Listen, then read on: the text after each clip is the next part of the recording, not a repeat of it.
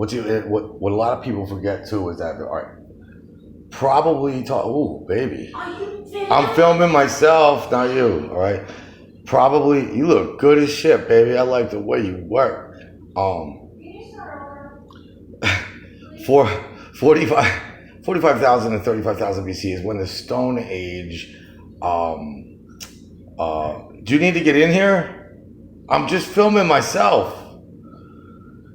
The Stone Age migration of Eurasians across the Eurasian continent that existed during the glaciation stage. There was the continental corridor that went through most of northern Alaska, northern Canada, I believe the Yukon Territory, could be wrong on that, down into the rest of the Americas. Now, it's believed that there's a Colubus culture that was somehow the focal, the nexus of that culture of people, and they are believed by scientists, most paleoarchaeologists and paleontologists, since it's so damn old, believe that Clovis was kind of the way they made their arrowheads there. That manufacturing level was the highest around, and it spread out, and it was like the shit. It was like the McDonald's of culture for Native Americans for a while. Well, that may have been true. There is there's totally the argument of Kennebunk man. There's Eurasian, and what scientists would call Caucasian skeletal remains showing up all around the world, and certainly in what places where they don't expect to be. They're finding people that they shouldn't, and that's what Kennebunk man was. But I think Clovis culture, even though they found something older in Pennsylvania recently, represent. I don't really know too much about that, but supposedly Clovis culture is being challenged by a study here in Pennsylvania. No, it's actually, I guess more recently in time, there was the island hoppers that must have, somehow or another, the amazing Pacific natives' ability to traverse the Pacific Ocean led them across the ocean, intrepid as they were, and got them through all the islands. They just, somehow hopped their way over and rode the winds over to South America. And then, that's where the first inhabitants of like Easter Island came from, like that whole migration and those little Tahiti, shit like that. They just kept going, and then they like hit the Americas, their ancestors. And there is certainly, I think I've heard the 11,000, I've heard 10,000 BC excavations going on in what's Inca territory, what's in South America right now. There's certainly, and then like since in the modern, well, not modern era, but in the beyond Neolithic era, I mean, in the Bronze, certainly in the Bronze Age China, was it Bronze Age? Yeah, Bronze Age China.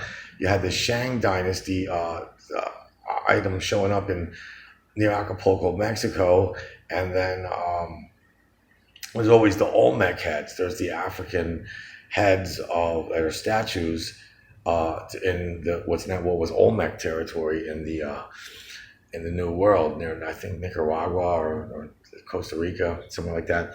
A bunch of just Negroid pictures of Negroes, rocks, stone carvings. Like, who knows about them? How did they know that? How that somehow is there.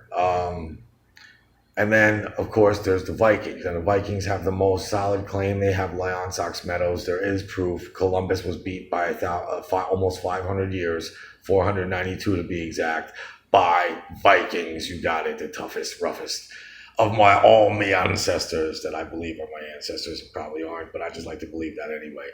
Okay, let's talk about Leif Erikson. He goes down in the Viking sagas and histories as having the cruise to Vinland, the story where they go to Vinland, and that's facts. We've proven that it's real. It wasn't bullshit.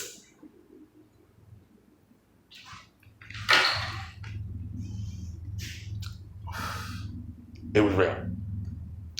And Leonsox Meadows is one of their way stations. I mean, if you're a Viking, you hit the Faroes, you hit the Shetlands, you head off to Iceland. It's just like everything's a couple 2-3 day journey in one of their little boats. And they had some dope boats for their age. They had some souped up machinery going on in the oceans. So and then from Iceland, they knew his dad, Leif Erikson's dad, Eric the Red. He was a bad motherfucker. He kept getting banished everywhere. Reminds me of myself, and he had to keep moving on. So he found Greenland, and he named it Greenland because he wanted to fool people into moving there. He should have named it Iceland, but that already was taken. But so, anyways, yeah, it was Leif Erikson. He just went and kept going west, and eventually he hit Baffin Island. Now they call that in the sagas. I think they call that Helluland. Hell means slab of rock, and land means land. So that was Baffin Island was this land of rocks. Then they went to what they called Markland, and that Mark I think means just forest or trees, and I think they were thinking that's like Labrador, and it's in it's in Newfoundland. That they're probably what they're calling Vinland. Vin just means field. They probably just drove by and they saw like what Markland was trees. There was a bunch of trees there, and the next place they went was a bunch of fields. So it was field lands. And that's what Vinland means, but that's what they call Vinland. Now, a lot of scholars think that the Vinland means there had to be vines and there had to be grapes involved. And grapes, that would have meant they had to go way further south to like New York to find people like shit going on with grapes and make wine. But vin doesn't only mean wine in Viking, it also means field. So that's what I think they meant. But anyway, they got here in 1000 AD. Things didn't go well. The Vikings, according to the sagas, they met the Skraelings. Now, what the Vikings called that's what they call the Indians. Skraeling in Viking, it means shitbird, like wretched dude, poor guy, or something like that. Shit boy. Scray. He's a Skraeling. He's full of scray. Whatever scray. Scray probably meant scum. You know what I mean? Or scummy or scuzzy or something. It would probably look dirty to the Vikings. The Vikings were clean and beautiful and tall and golden, and there's these little shit things with fucking walrus hides on them. What the fuck do you want? I don't know what the fuck you want. You're wearing a walrus hide, dick. Anyways, Skraelings. Things got bad. They offered the Skraelings. They went further south. They did get further south. There's the Maine penny. Somewhere in Maine, there's a Viking penny in an Indian village. It was found like 100 years ago. That somehow got there. All right, so they got further south. That's what you do. The Leon Sox Meadows, that was just a way station. They fixed up their boats and they kept going. They wintered it out, banged their broads a little bit, made some fucking food, had some parties. Wintered it out. It was probably a mild winter for them, and then they head home. They head south, further into the unknown. Fuck this noise. Anyway, it went bad. They offered them.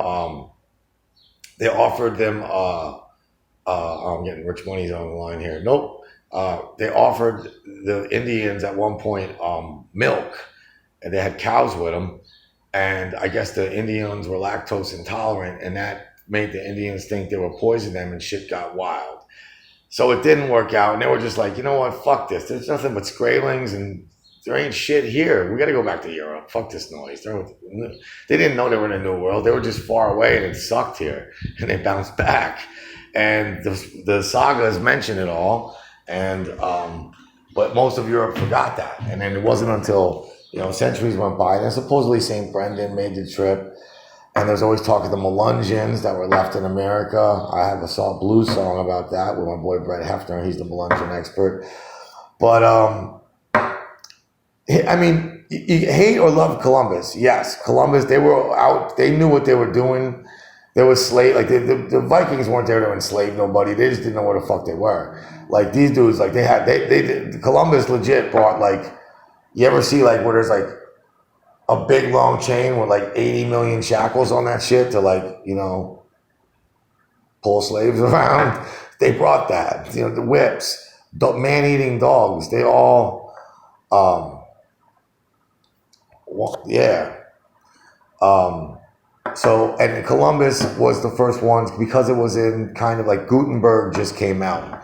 It was in the printing era. Like there was a World Wide Web going on a little bit more for Columbus than it was for the Vikings in 1000 AD. So it hit the wire. The Vatican was involved, princes and crown heads of Europe was involved. They made big news. Columbus was a splash. Everyone talked about Columbus. You know, and it's one of those things in history that it's just like, wow, you know, like like it or hate it, it happened. It was one of those moments where time was like an hourglass and we're at this thinnest point where two worlds met, you know.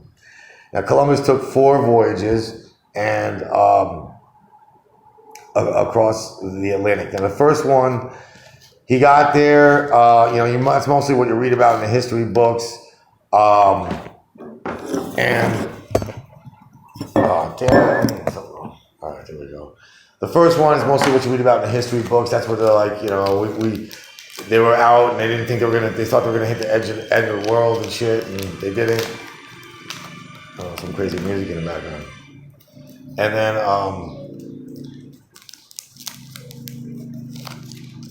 And then they didn't, and then they met the Indians, and the Indians came running up to the boats, and then they quickly enslaved them, and they asked them for gold. That's his first voyage.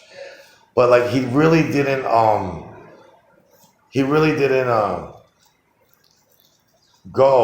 Nothing else. Like all right. So he went back. He didn't stay that long. He set up a couple gold mines. Like he basically went to what's now Dominican Republic and Haiti. And Haiti back then wasn't populated with blacks. It was all pretty much Native American. And he called that whole island's Hispaniola. And Puerto Rico he got to first. And they set up San Juan. San Juan in Puerto Rico is one of the, if not the oldest, really established Spanish settlements, colonies, dominions, if you will, of the New World.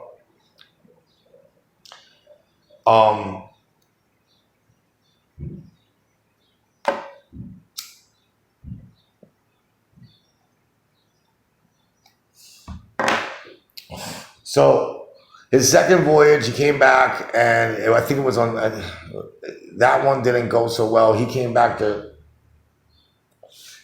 the first voyage a hero. He came back from the second one a scoundrel, or like mistrusted. I think the third one he got enslaved, or he got trapped on an island. One of them he lost control of the ship, and that was like the end of it. I guess it was his fourth one. That was the end of his career. I think it was his third voyage where he did discover South America, like what's now Venezuela. They found that. He went along the coast of like Costa Rica. I think this Veracruz, it was him. Which went on to become a very, that's how Veracruz is how the Spanish won Mexico, really. The drop-off point.